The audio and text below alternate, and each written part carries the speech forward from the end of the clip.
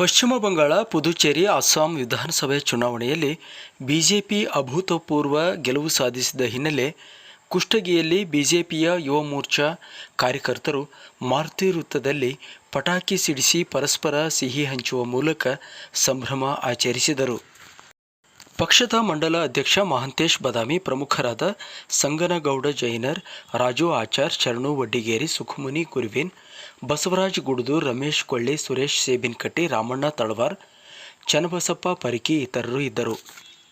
ಯುವ ಮೋರ್ಚಾ ಅಧ್ಯಕ್ಷ ಉಮೇಶ್ ಯಾದವ್ ಮಾತನಾಡಿ, ಬಿಜೆಪಿಯು ಅಡ್ಡದಾರಿ ಮೂಲಕ ಅಧಿಕಾರ ಹಿಡಿಯುವ ಪಕ್ಷವಲ್ಲ.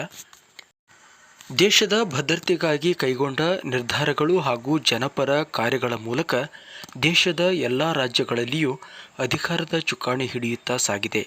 ಇದಕ್ಕೆ ಸದ್ಯ ನಡೆದ ವಿಧಾನಸಭೆಯ ಚುನಾವಣೆ ಹಾಗೂ ಫಲಿತಾಂಶವೇ ಸಾಕ್ಷಿಯಾಗಿದೆ ಎಂದರು.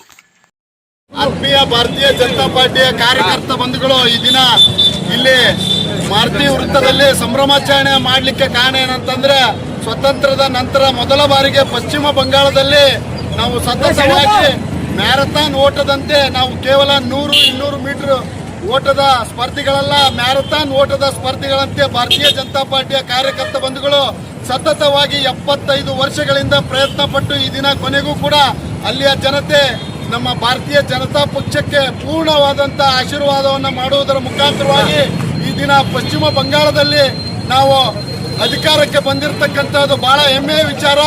ನಮ್ಮ ಶ್ರೀಯುತ ನರೇಂದ್ರ ಮೋದಿಜಿ ಅವರು ಉಳಿದಿರ್ತಕ್ಕಂಥ ಪುದುಚೇರಿ ಆಗಿರ್ಬೋದು, ಅಸ್ಸಾಂ ಆಗಿರ್ಬೋದು, 3 ರಾಜ್ಯಗಳಲ್ಲೂ ಕೂಡ ಕಾರ್ಯಕರ್ತರುಗಳಿಗೆ ಬೆನ್ನೆಲುಬಾಗಿ ನಿಂತು ಪ್ರತಿಯೊಂದು ರ್ಯಾಲಿಗಳನ್ನು ಮಾಡುವುದರ ಮುಖಾಂತರವಾಗಿ ಈ ದಿನ 3 ರಾಜ್ಯಗಳನ್ನು ವಶಪಡಿಸಿಕೊಳ್ಳುವುದರ ಮುಖಾಂತರವಾಗಿ ಭಾರತೀಯ ಜನತಾ ಪಕ್ಷದ ಶಕ್ತಿಯನ್ನು ಹೆಚ್ಚಿಸಿದ್ದಾರೆ.